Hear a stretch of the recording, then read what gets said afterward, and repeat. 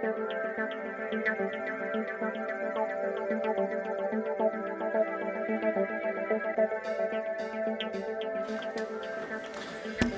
takk fyrir þetta, Regína. Já, ég tek undir þetta með þér að vonandi verður Ísland orðið sjálfbært árið 2020.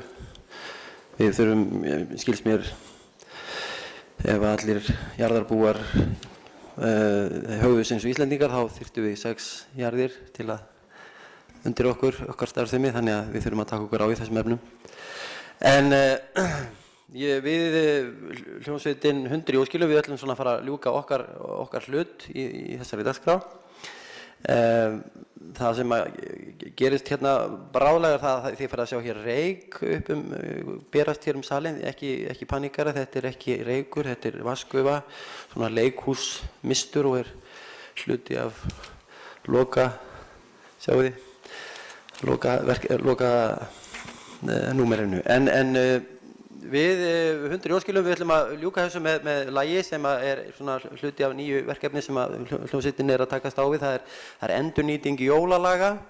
Eins og þið vitið þá eru jólalög afskaplega illa nýtt og þið sem hafi verið í tónlistarskóla þið þekkið það að þið hafi verið að æfa kannski heilt 2 mánuði jólalagið ykkar og hort á börnin ykkar æfa jólalögin og svo kemur eitt tækifæri og það er jólatónleikarnir og yfirleitt þá klúðrast það tækifæri. En þá er jólinn búinn og maður fær ekki að spila jólalagi fyrir næstu jól og þá er maður búinn að gleyma því og þetta er auðvitað engin nýting á efni og vinnu. Þannig að við höfum þróað, við höfum tekið þá stefnu að nýta jólalögin betur. Þar fyrir utan þá endurnýtum við alls konar græjur og ég var nú svo heppinn að kona mín fótbrotnaði fyrir jólinn og þá eignaðist ég þessa forláta hækjur. Þannig að við ætlum að flytja ykkur lagið Heimsymbol fyrir hækjur og það er okkar loka númer. En þegar því sleppir þá kemur Árdís Ármannsdóttir, markaðsstjóri Nýsköpunarstöðvar Íslands og leiðir ykkur inn í lokin. Gjörðu þið svo vel.